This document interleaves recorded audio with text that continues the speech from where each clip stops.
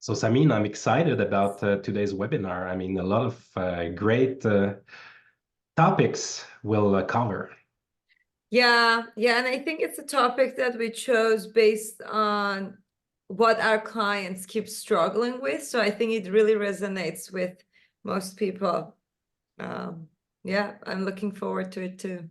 Good. So, why don't we start? Jason, do you want to take the lead on that? Sure, sounds great. Well, welcome everyone, and we wanted to say thank you for spending the next 45 minutes to an hour with us. And today we're going to be as the beginning there talks about navigating loneliness, accountability, and employee well-being in small business ownership. And interestingly enough, Samin, I might be able to provide a little bit more of insight on this as well, because I'm not sure if I mentioned to you in the past, but my wife and I, we also are former business owners. We actually had a cold press juicing company here in the Vancouver area, and we certainly know how lonely it could be and the accountability that's involved. So we appreciate you joining us today. So before we get into it, I want to talk a little bit about Folks HR. So for those of you who know who we are, and for those of you who don't, just wanted to share with you. So we actually have about 1,200 customers across the country. What that basically equates to is we've got about 125,000 employees across those 1,200 customers that we manage through our platform. We are located coast to coast. I'm actually in Vancouver. Stefan is in Montreal. And so we do have a team across the country, and we really sort of focus on the small to medium sized businesses. And I would say, most clients are sort of below 700 employees. We do have a couple of larger customers, but that's sort of our main forte. And the other thing to mention as well, you may have seen it in the news or you may have seen it on LinkedIn, but Folks has recently acquired an additional $4.5 million in funds, which we are putting into the platform, and we are developing into the platform to become the leading HRIS within the country. So what does Folks HR really do? So we are, as I mentioned, we really sort of focus on the small to medium sized businesses. We've got literally everything that an organization would need from an HR software, everything from performance reviews to an applicant tracking system to onboarding and offboarding. So we're affordable, but at the same time, we're also very powerful. So one of the nicest things about Folks is we provide you everything that you need out of the box for your entire organization and for all your people, everything from absentee tracking, vacation, there's even a timesheet component. But it really is a well-rounded solution. This, if some of you have already seen the platform in the past, you'll notice that we've gone through a little bit of a change in the last little while. But one of the things to mention is this is actually our new homepage. And so if any of you are interested in taking a look at the platform and getting a better idea as to what Folks looks like, then we'll be more than happy to show you around. But this is sort of the new direction and the new way we're going to be heading. Now, the agenda today, as you can see, so the first part of the meeting today is actually going to be taken over by Samin over at Jalapeno. And we're going to talk about a few different things. It's geared more towards for, owners and people who are actually, small business owners and a number of different things. But there's really a lot of information, a lot of tools, and a lot of suggestions that Samin will be able to provide. And then at the end, I'm going to actually jump in and we'll talk about some of the technology that's involved, the performance reviews, some of the best practices that we have when it comes to that. And there will also be some time for Q&A towards the end as well. Now, to introduce the three people that we've got here, we've got Stefan Morin. As I mentioned, he's in Montreal, and he's actually our sales director, our national sales director for Folks HR. Then we've got Samin. Samin is actually the CEO of Jalapeno Employee Engagement. She's got over 15 years of research and practical experience in organizational design and psychology. And finally, my name is Jason, and I'm the Business Development and Partnership Manager for Western Canada. I've been working with Folks now for about 2.5 years. I also come from a payroll background as well. So I'd be more than happy to talk to any of you if you have any questions about our platform. But without further ado, let's hand things over to Samin. Thank you, Jason. I'm just gonna share my screen. Just bear with me.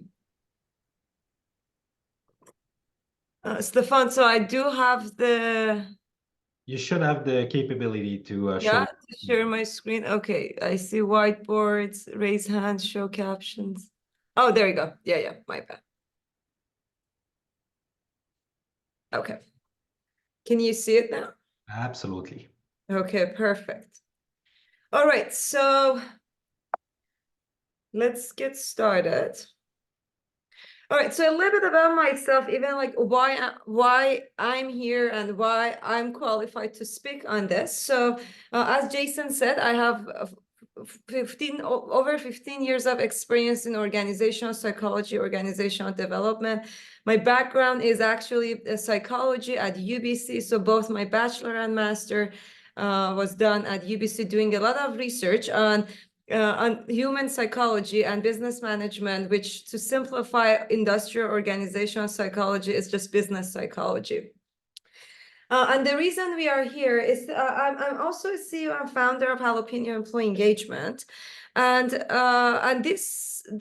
mission of this firm is to leverage the science of psychology and technology to really bridge the gap between what science says to do to increase profitability and productivity and what companies are actually doing. Because based on our understanding, there's this huge gap between science and practice when it comes to business and people management. And we do have our in-house software that takes care of the diagnostic part, which is the culture scan and employee engagement assessments. And then we also have leadership coaching, organizational development consulting, and clinical counseling too. So because of the nature of our work, we really work with deep layers of people in businesses, but also deep layers of businesses itself. So we get to access to some insights that even sometimes the business owners are not aware of, and they're usually highly confidential. And I think it's important to talk about those common challenges that we see across our clients, just to make them feel like they are not the only one. But also it's something that we don't talk about very often, but we do see it plays a significant role in business management, and it's important to be uncovered. So what I'm hoping that you get out of this session is we all feel the same symptom. What are the symptoms? The symptom of having resentment towards our team, having sleepless nights, just thinking about what I'm going to tell my team tomorrow or my employee tomorrow, or having this internal conflict, doubt, and fear about, am I managing this correctly? Am I prioritizing this correctly? So we all experience this symptom the same. But the root cause for every business, for every person, is very different. So what I'm hoping you get out of this session is not really a solution for your problems, but a new perspective on how to define your problems. Something I personally believe clients pay us to define the problem for them rather than giving them the solution, because once you define your problem correctly, you do have the solution. The solution is the easiest part. So I'm hoping you'll be able to have some new insights on even how to look at the problem of managing my people and the profit and the emotions and the professional and the personal side of our business. I do encourage you to have a pen and paper for this session. It's just because it gets you to reflect, and it warms up your brain for a new perspective. So if you can have a pen and paper around, that would be wonderful. Just you'll be able to take notes of your own main takeaway. All right, so to get started, I would like to ask 3 questions from the audience for 2 reasons. One is for me to get to know our audience and understand the challenges they are facing, so I can tailor the content of this presentation for them. And the second thing is just to get an understanding of what type of positions they are playing in their organization. So if we can have the voting Zoom poll, Stefan, with those 3 questions, that would be wonderful. Perfect. So we'll go question by question. So let's start with the first one. Okay, so the first one is, what is your position within the organization? Are you the business owner? Are you in C-suite, senior manager, middle manager, project manager? We know there's a lot of people management when it comes to project management. So we understand that sometimes you might feel those feelings too as a project manager. Perfect.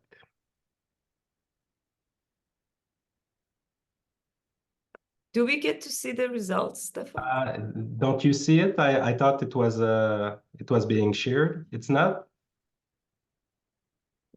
Jason, do you see the results? No. No. I can share my screen then if needed. So let me show you that right away.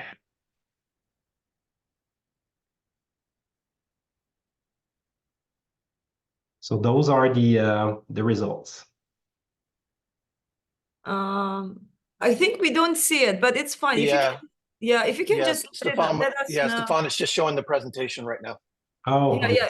Just if you can just read out the results for us, that would be wonderful, so everyone can tell. perfect.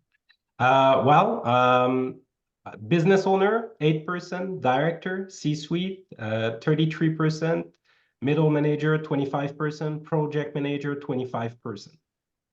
Okay. Let's move on to the next question. Sure. So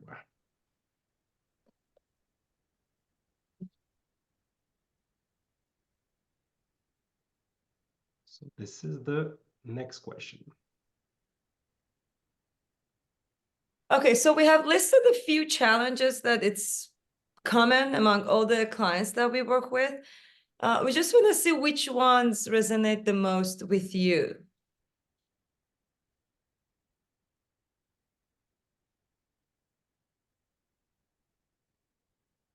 And Stefan, when the results are in, it would be wonderful if you can just read it out. Yes, I will.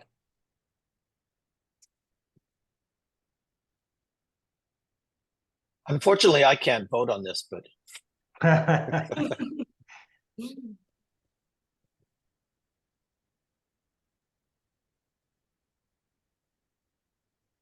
Thanks for your participation, everyone. So we're about to have all the answers. So let's end the poll. Okay, so number 1, 58% balancing the need for flexibility with the importance of holding employees accountable. Then the second position, 42%, maintaining a balance between having friendly relationships with employees while upholding professional boundaries. Then third position, feeling lonely in my position. After that, fourth position, we have cultivating an environment that prioritizes psychological safety for employees. And well, we have a couple of other answers, such as having resentment towards my team or my company, and balancing the pursuit of profit while prioritizing the well-being. Okay. All right. Let's do the last question and then we get started. Okay, perfect. Let's go. So the next question is about, what is it that you haven't been able to achieve with the current leadership style you have?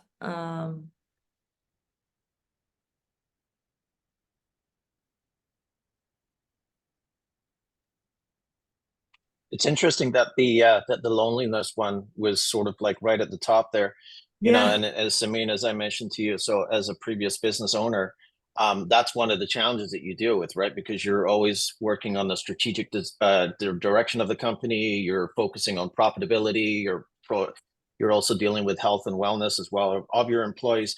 But a lot of times, you know, because you're sort of the captain of the ship and you're steering it, you don't really have anybody else that you can talk to. Yeah. So that sort of emanates that that loneliness. Yeah, yeah, for sure. And the fact that you cannot talk about it with others in the business because they may not understand the pressure you're going through definitely adds to that loneliness too. Sometimes just being understood by another team member can really help. But that's 100%. to achieve when you're performing at a different level or different role. All right, so what do we have? What are the top 3 positions for this question, Stefan? Yes, we're almost done. So we have, I'll let 10 extra seconds before closing the poll. And then I'll share the result to Jason so he can help me out.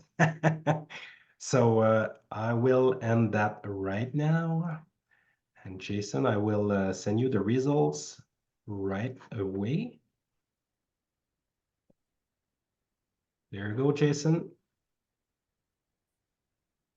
Okay. So number 1, 45% is to be listened to and understood. Then coming in at a close second is more attention or time spent on business strategies. And coming in at third place is to have time by myself for my own priorities. Okay. Okay. All right. That's good to know. And definitely those top 3 are the most common ones I have experienced as well. All right. So let's get started. Thank you everyone for participating in the poll. It just helps us to see what type of challenges it's on top of your mind, so I can speak on those more. All right, so since all of us are going to spend mental resources on keep thinking and overthinking about the conversation we're going to have with our employee or the decision we have to make for the business, so that's inevitable. That's going to really come even in the middle of the night. However, something I always tell leaders, you're going to think about it anyways, but make sure you think about it in a constructive way and not destructive, self-sabotaging way. And how to do that, you have to know what questions are you thinking about. So there are top 4 questions that are the most common questions that really helps us to think constructively when it comes to balancing people and profit. I'm going to get into the depth of each question. But the very first question, when we are in conflict with balancing personal relationship, professional relationship, and I just summarize all of these people and profit. The first question is, what is my role and responsibility in this situation? The next one is, how do I contribute to the problem? Again, we're going to get into the depth of each. How do I overuse my strength? And how do I set boundaries? So the very first question is, what is my role and responsibility to the business? And what is my role responsibility to the role? The reason I use the word role, because the moment you look at the person you're managing as a role, it helps your brain to be a little bit more objective and not get into that emotional side of the situation. So there are 2 points you want to keep in mind. One is, you gotta know what is really your responsibility when it comes to your business. So if you're managing this role, it's really helping you to meet the expectation of your business. The second thing is, what is my responsibility for this role? So am I responsible for all the personal challenges this person is going through? Is that what's on my job description? Not necessarily. And we're going to touch on that. You don't want to invalidate the personal side of the relationship or your employee's life. However, you are not responsible for what challenges they're going through in that sense. So it really helps you to make sure you're not going through that guilt trip. And the second thing is our own expectation. When we ask this question, we notice sometimes maybe the expectation we have from our team is not realistic. What I mean by that, and sometimes we cannot balance it. That am I asking too much? Am I asking too little? But one thing I've seen very common, we cannot expect our team to function at the same level that we are functioning within our role. What I mean to think and make decisions and prioritize and manage at the same level we are doing. Because if they could do that, they wouldn't work for you. They would be in that director position themselves. They would be the business owner themselves. So we want to be very careful on, it's like the expectation you have from your kids. You cannot expect them to have an understanding of your situation. It's like, just because it's just not their position and they're not responsible for your problems, right? So it's very important for every interaction that gets very overwhelming for you, ask yourself, really, what is my responsibility in this interaction, and what is that expectation I have to make sure I meet? And throughout the session, I know we're gonna have Q&A at the end, but if you can just write down your questions on a piece of paper, that'll be wonderful, so you can ask us at the end of the presentation. Even better, you can send your questions right away in the Q&A section, and I will publish them at the end. Okay, perfect. Yeah, even better. So yeah, if you can put it in a Q&A, Stefan makes sure that your questions is being addressed. The next one is, this is a fact, you are gonna have a team that is diverse with different personalities, different needs, different preferences. And if you try to consider all these differences and try to control all of that, you are gonna burn out. You are gonna suppress a lot of your own needs just to make sure you manage all these differences and address them.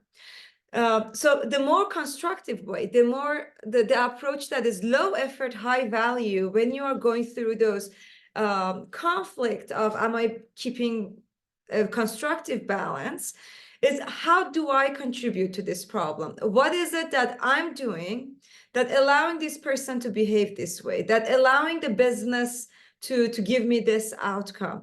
And maybe your contribution is only 10%, maybe 90% is the environment, is the economy, is the other team member, and 10% is your contribution. If you keep thinking about how do I contribute to this problem, you'll be able to find a solution that works for you much better within your own power. Okay, the next question is, how do I overuse my strength?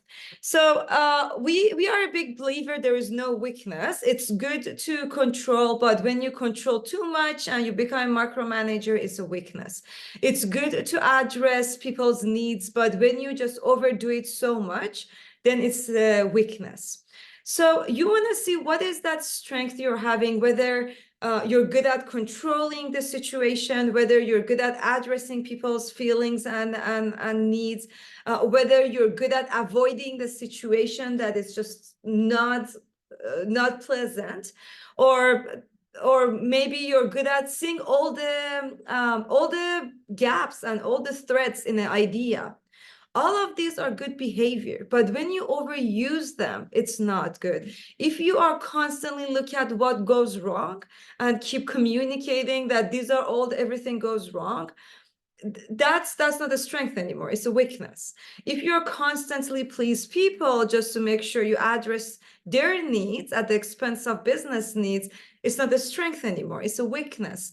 So you do want to constantly, in every interaction you're in, you just say, am I overusing my strength? If yes, how does that look like? Am I balancing business needs and people's needs? So this is also another question to constantly ask yourself when you are in that sort of conflict.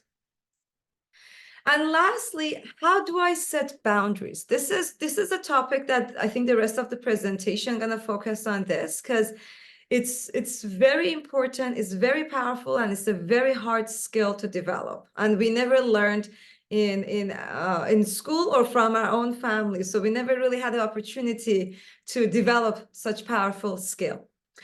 So the very first question I have, and Jason, if you wanna respond to this, but no pressure, but is, how do we define boundaries? What is the role of boundaries? Like when you think about this word, what comes to our mind? If you can hear from the audience, Stefan, that'll be wonderful. If not, Jason, if you have something to add, or Stefan, you have something to add, or yeah. Sure. Yeah, well, it's interesting because, one of the things that I found as a previous business owner is it's sort of understanding where the leadership starts and ends, and then where the friendship starts and ends. Because the challenge behind that is, you want to motivate your employees, you want to keep them engaged, you want to motivate them, you want to communicate with them, and you want to have relationships with them. But then at the same time, you also need to sort of, okay, well, I'm driving this ship. So there can be some difficulties sort of trying to be that friend role versus that leader role. And it's the same as you brought up, in the parenting environment as well. As a parent, there is a fine line between being a parent and being a friend.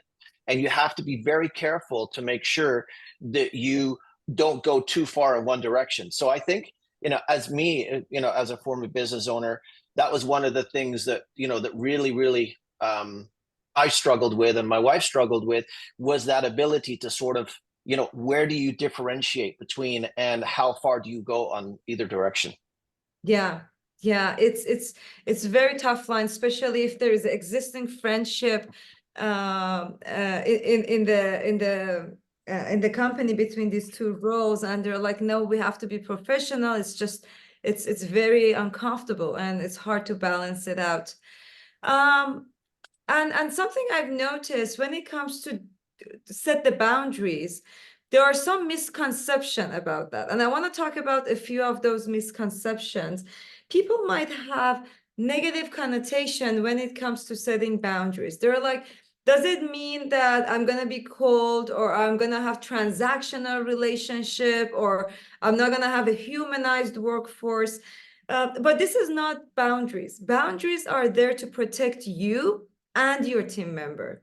So if you are not sharpening your skills how to set boundaries, you're not doing a favor to your team member, because your team wants the boundaries to be set by you. They expect from your role to define those boundaries for them. And this is what they actually want. They don't like to work in an environment that there is no framework to know what are the boundaries, what are the acceptable, unacceptable behaviors, and they get to choose whether I want to stay in this boundary or no, I want to go and work somewhere else because the boundaries here are not making sense to me for whatever reason. But at least they get that choice to see what is it they work with, so they are not uncertain about this. So we are going to touch on how we can set boundaries, but the next question I want to address is, how, in order to figure out how you're setting boundaries, I want to get you to think about when you are, how do you know when you haven't set the right boundary? So maybe that will help you to know whether you set the right boundary or not, if that makes sense. So when we don't set the boundaries, so what happens when boundaries are not clearly defined? When we as a leader, we don't sit down, and again, when you keep thinking about all this fight and argument you're going to have with your team members, you can spend that time thinking about, how can I set the boundary constructively? So in order to figure out how to think about this question, we have to think about what happens when we don't have the boundary. The first thing is either an aggressive communication style will take place, whether from you or from the other team member. And when an aggressive communication style happens, whether you start attacking another team member or your team member starts attacking you, that's a sign for you that you didn't set the boundary. So you can pause and think about where I can adjust the boundary. In this communication style, you win if you are the aggressive person, or if the other person is being aggressive, they win, the other party lose, but it's short-term benefit. Of course, nobody likes to get out of a conversation that they feel like they lost, and it's going to come back to that, right? Like it's a short-term solution that short-term they win, but long-term they're not going to win the game. And how does that work? When others get aggressive in an interaction, it means they set boundaries for you. So it's like I'm telling you how you should think, how you should feel.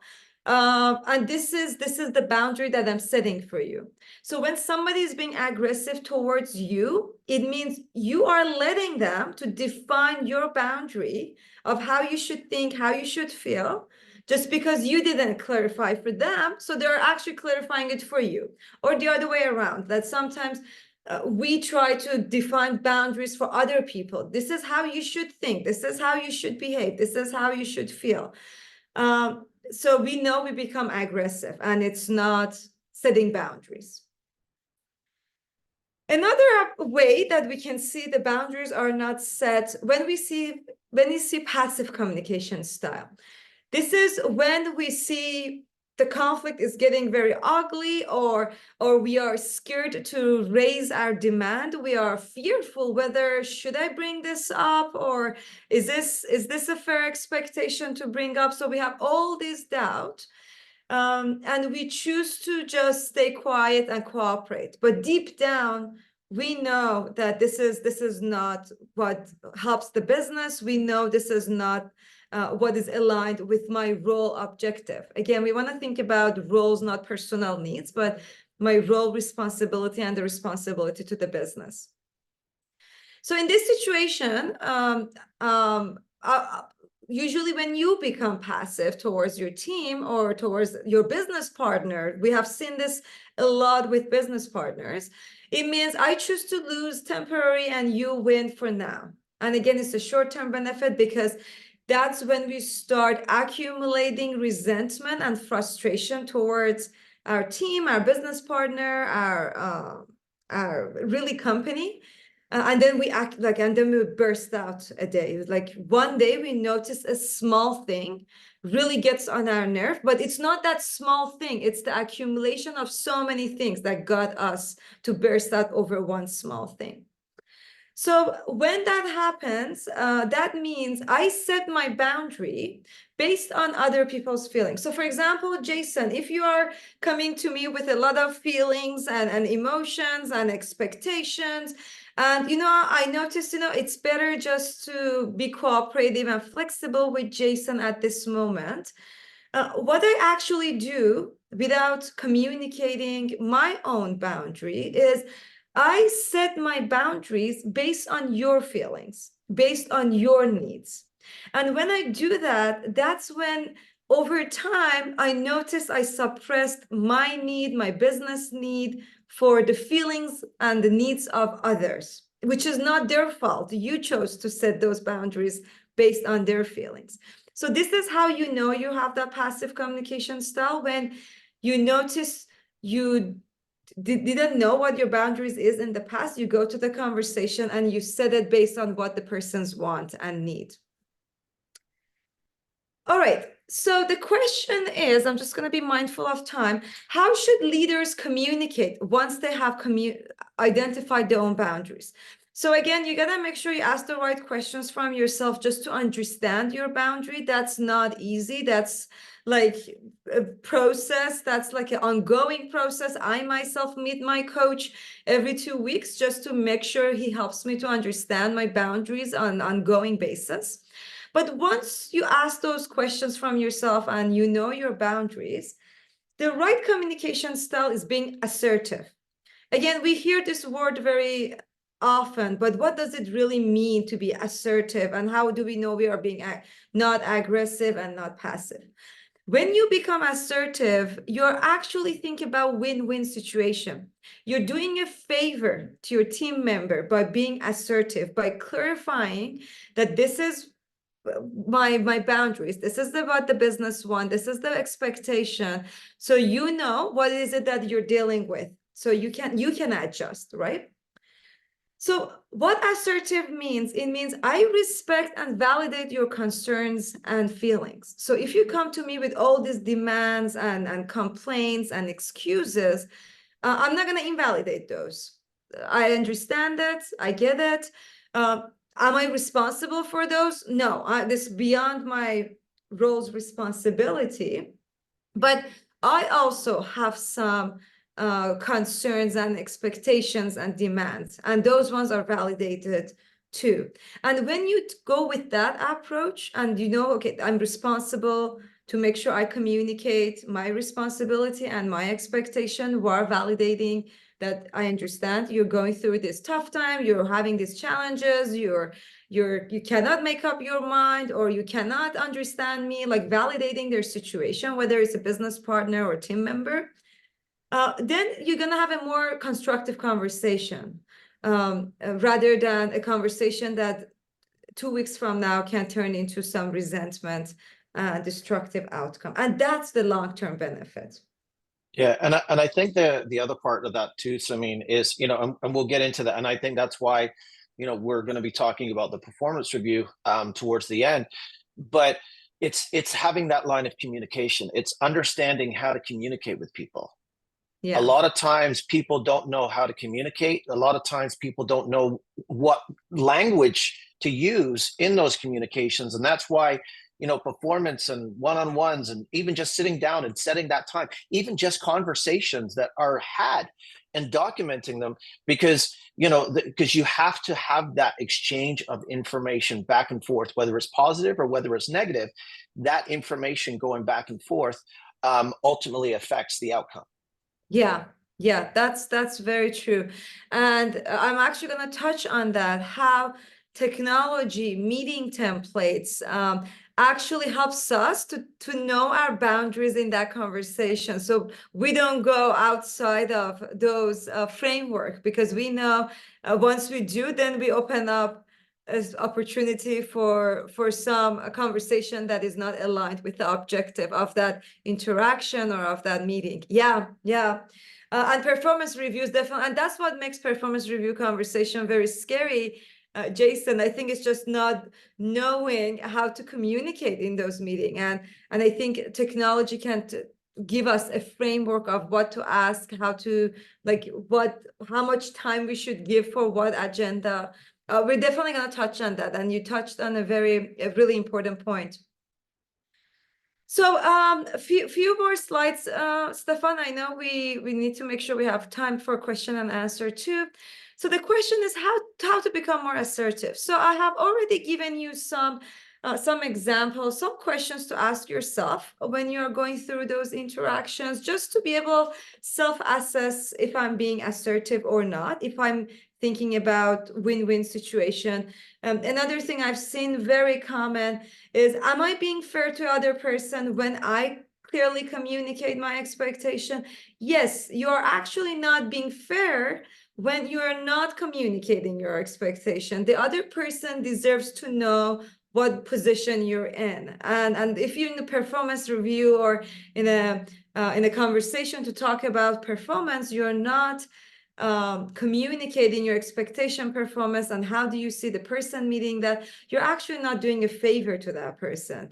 If you want to be a kind and firm leader, you gotta be very clear on what you're expecting. So it can be firm and clear, and it's the employee's choice on whether they want to game up or to perform well, or they want to leave because they feel like they never can meet the expectation, or they want to ask for further support. At least they know what position they're in, and they get choices of what they want to do with their role.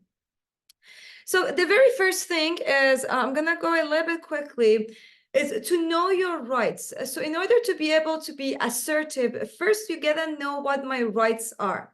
And what I mean by that, let's go through a few examples. Maybe in our mind, we think about it is selfish to put your business needs before people's needs. So maybe we have this assumption, and the question is, maybe we should pause and question the assumption we are having and driving our behavior. Do I have the right to put my business needs over my people's needs? Is that a fair expectation? And you do have a legitimate right as a leader to put your business needs over your personal people's needs, because it's part of your responsibility, even as a CEO. And if you have investors, it's part of your responsibility to make sure the business meets its goal, because you have investors to report to. So it's like, I have the legitimate right to tell my team business needs this and it's business needs. It's not your personal preference, right? So just giving yourself the right that I have to communicate what the business needs. Another one, you should be flexible and adjust. Others have good reasons for their actions. This is also another thing, like, do I have the right not to be flexible about few situations? Again, these are not black and white situations. We cannot just say, oh, don't be flexible. Like, you gotta really self-assess based on case by case. But you do have the right to not be flexible about few situations because you see the bigger impact on the business. And you do have the right to tell people, like, the behavior you had in the team, it was not acceptable because it's just not aligned with our company goals and company values.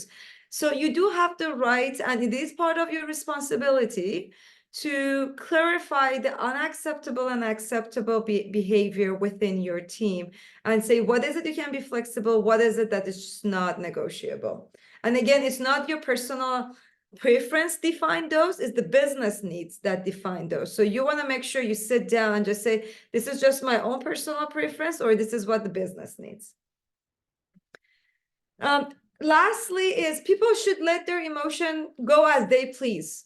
So this whole concept of psychological safety, bring yourself to the team, people have some misconception about what it means to bring your authentic self to work. That itself can be a workshop on its own, that how we have some misconception about this, but that doesn't mean that people should just lash out and behave in any way you want and say whatever they want in meetings, in workforce, just because they want to bring their authentic self to work. So you do have the right to tell people that this is like how we want to address concerns. I'm here to listen to your concerns, but this is how it needs to be communicated. Okay, let's do, I think, 2 more.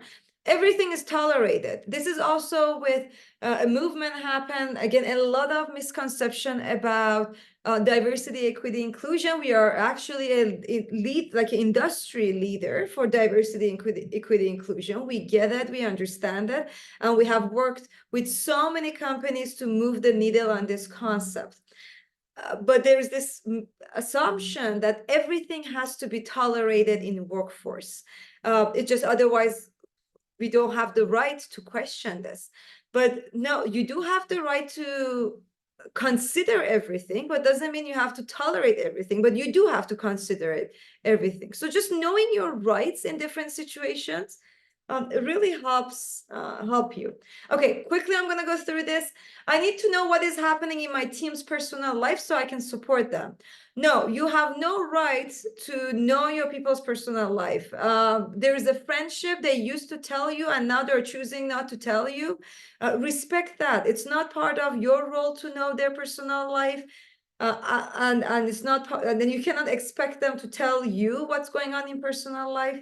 So your job is just making sure they're doing a good job, and it's their choice to tell you that I'm going through these personal challenges and I expect you to give me less work for the next 2 months, or I won't be able to perform. Like, it's the employee's job to tell you how their personal life is impacting their business life and what flexibility they need from you to meet your expectation.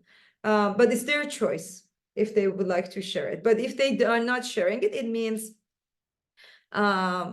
they don't think personal life is impacting their business life, so they don't want to even consider it in the conversation. Okay, quickly for the audience, a homework that I want to give you to get you to think about all of this in your interactions.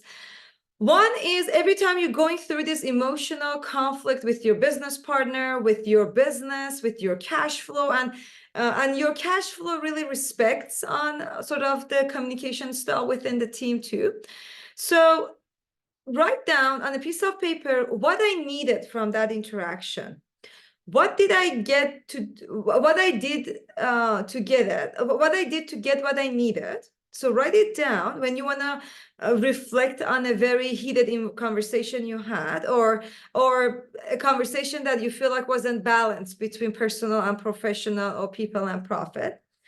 And then write down what happened And then think about how else you could behave to get what you wanted.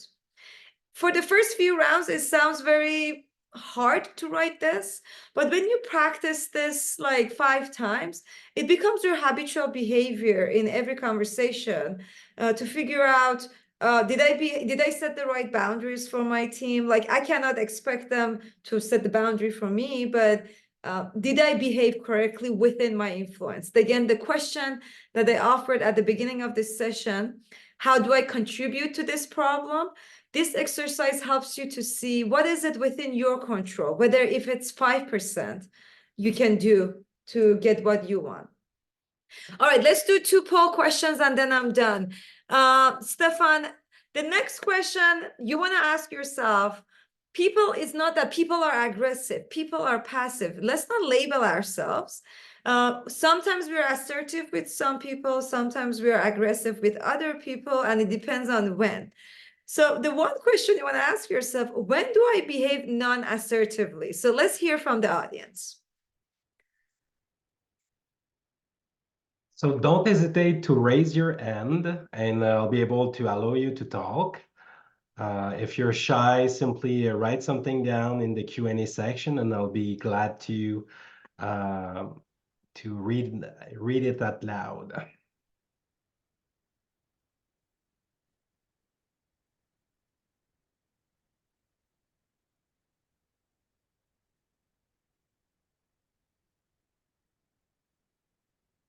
Any volunteer?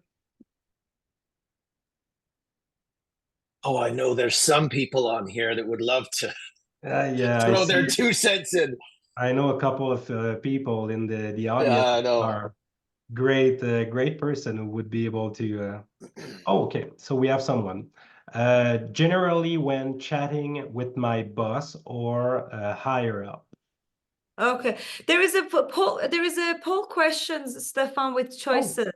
Okay, Yeah, you want me to start that? Okay, thanks for clarifying. No worries, my bad. I should have clarified that Okay, sooner. so let's launch the poll then. Yeah, so they get to choose. Yeah. Perfect. Mm.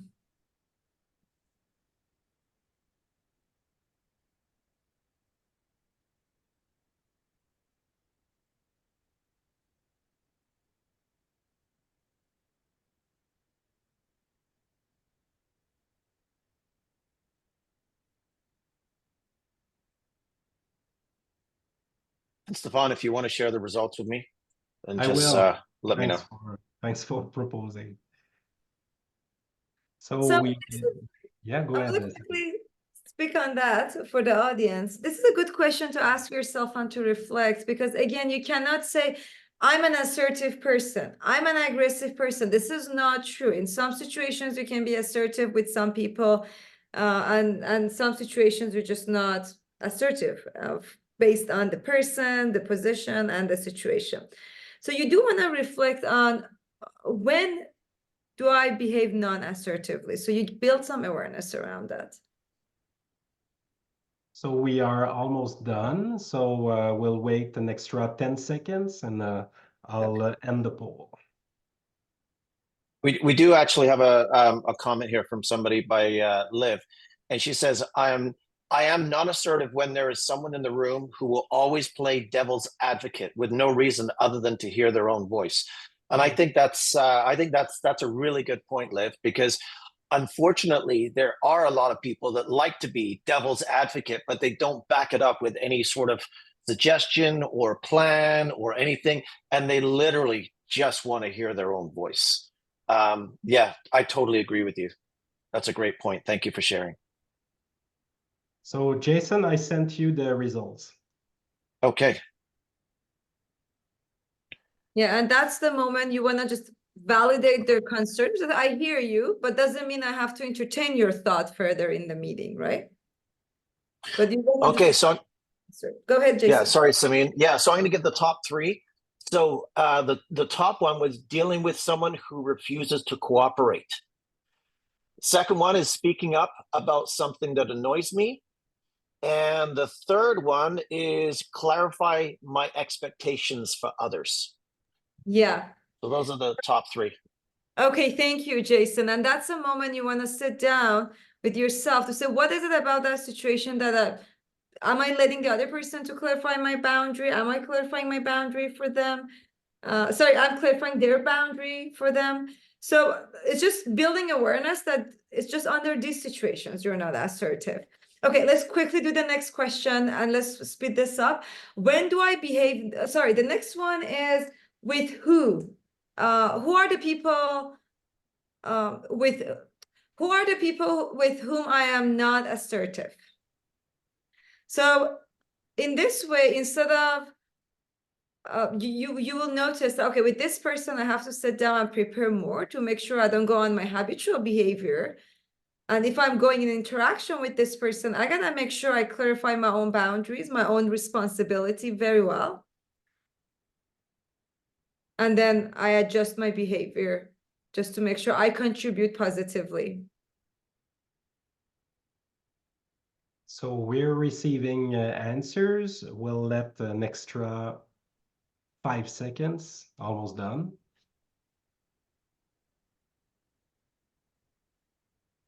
Great.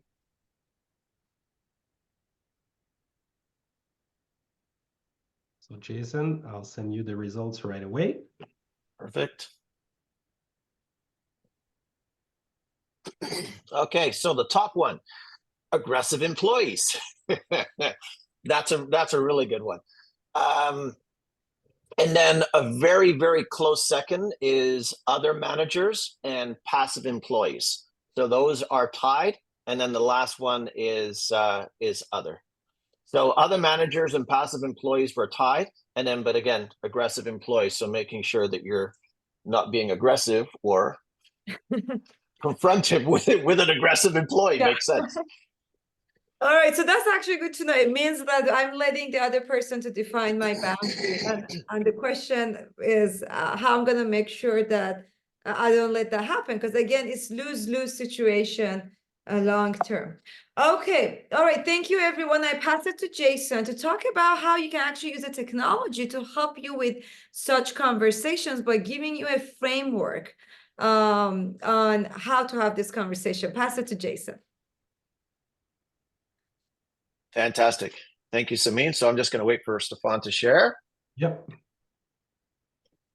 So I'm going to pretty much whisk through this because I know that we've got an hour of everybody's time today. It would be nice to, maybe get a little bit more, a few more questions from people. So I'm just going to whisk through this fairly quickly. But one of the biggest things, and we did talk about this at the very beginning or throughout the presentation, is the performance reviews. I mean, it's not something that should happen once a year. A performance review is something that happens through every interaction. It's something that can happen monthly. It can happen weekly. It could happen every quarter. But the whole premise behind it is planning it, monitoring it, and what's the purpose of the evaluation? What is it we want to accomplish when we have these conversations with people? So we'll move on. So it really comes down to monitoring and having those conversations. So one of the challenges behind that is a lot of times organizations don't have real procedures or abilities to be able to monitor or document or have those processes in place. But here's the other thing, what ends up happening as well. A lot of times organizations have the best intentions to, they say, okay, yeah, we're going to do a performance review. Maybe we're going to have monthly conversations, but then this person doesn't know how to create it. This person gets too busy, and what ends up happening is it's all being done maybe through Outlook or through Excel or, a number of different things. So obviously having a software in place to be able to help you manage it, provide you with accountability, because at the end of it, and Samin talked about this earlier as well, is one of the challenges behind an organization is that they don't necessarily invest in their people. They invest in the business, they invest in payroll, they invest in profitability, but your biggest resource are your people. and making sure that you're investing in technology to help you manage those people effectively will basically show your employees that you care, that you're willing to invest time, you're willing to invest effort into them, providing rewards and recognition. Peer recognition goes so far. I mean, yes, it's nice to get a reward like a $20 gift card at Amazon or a $5 Starbucks card, but getting recognized in front of your peers goes so much further.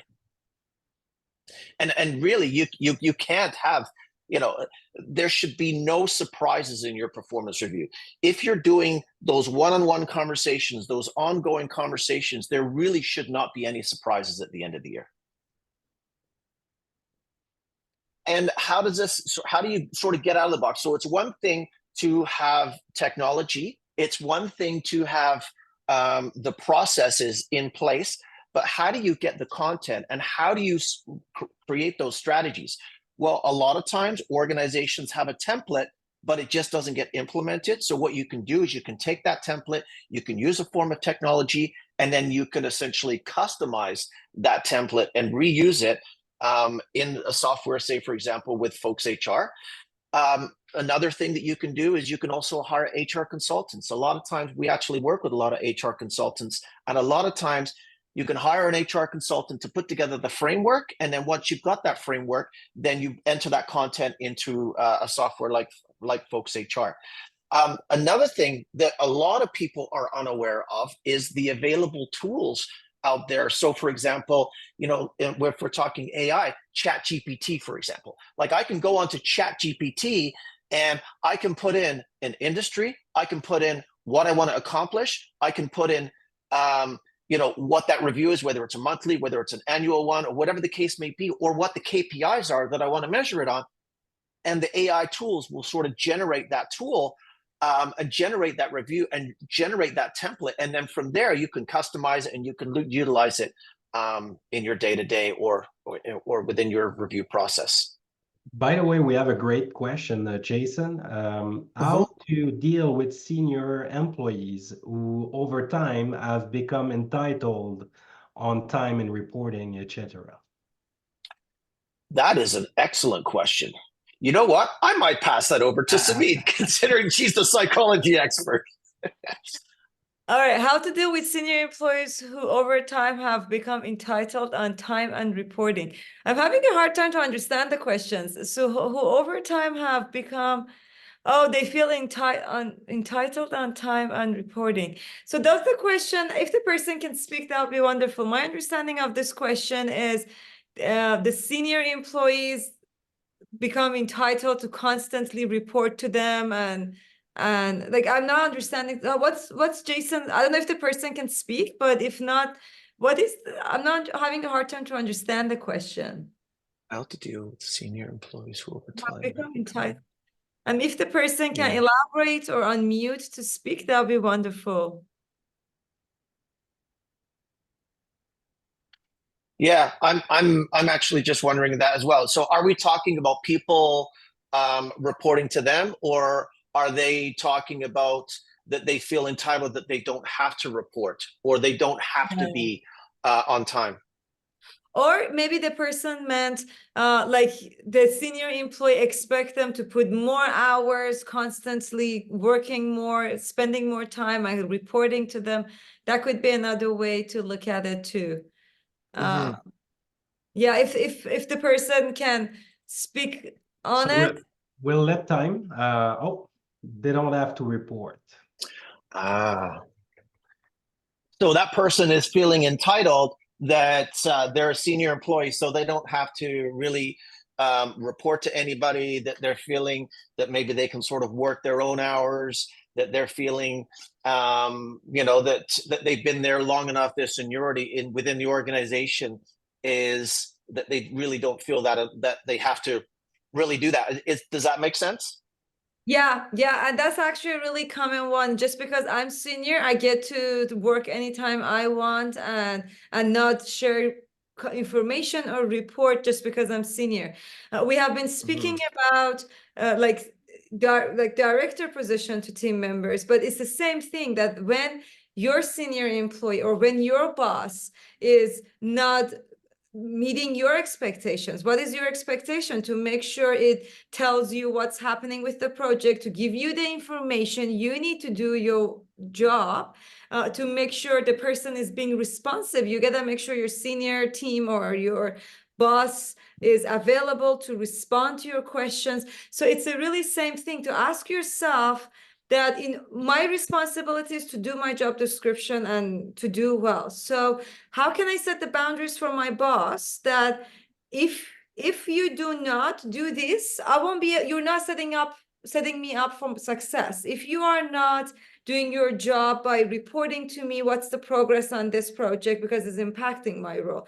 If you're not doing your job by being responsive during working hours, which is something we agreed upon to be able to work together, then I won't be able to do my job. So it's the same thing as a business owner. You think about what I need to do to make sure my business is succeeding. As a junior employee, you gotta think about what boundaries I have to set for my boss or senior employees to know how they can support me to do my role very well. So that's when you need to be assertive that these are the things I expect from you. Otherwise, I won't be able to do my job very well. Yeah, and I think just to add on, I know that we need to wrap this up here, but I think the other thing to add on to that is leading by example. Yeah. And a lot of times, you know, if somebody feels that they're entitled, and if somebody feels that they're too senior to do A, B, or C, then I think there's a real problem there, and there's a real disconnect. Because if you have a CEO or a leader or a director or somebody senior that feels that they shouldn't have to do what everybody else is doing, then as an owner or a manager, then at the end of the day, I'm sort of putting my own preference. I'm putting myself ahead of everybody else within the organization. And how many times have you heard, you know, you've got CEOs that are willing to go into a factory. You've got CEOs that are willing to go into the bathroom and, you know, clean up. We're not talking about that. But if a CEO is not willing to do and not willing to roll their sleeves up and get dirty, then how can you expect everybody else? Yeah, that's a really good point, Jason. Yeah, that's a really good point. I know you're yeah. Well, thank you, everybody. Really wanted to take some time here to you know, thank you for attending with us. I know we went on a little bit longer than anticipated. Samin, it's very nice to see you, and thank you so much for your insight, and thank you so much for your expertise. And hopefully people did get some feedback here. And I know that Stefan has posted a couple of things in the chat, so please feel free to look those up. And if you want to engage and want to have any more conversations with any of us, please feel free to reach out. And we have recorded this presentation, so we will be sending out a copy of this to everybody. But thank you all for your time. It's nice to see some of you. I do actually personally know a couple of you all here. So thank you so much for joining today. And I hope you all enjoy the rest of your week and have a wonderful weekend. Thank you, Samin. Thank you, Jason. Bye. Thanks for the opportunity. Thank you.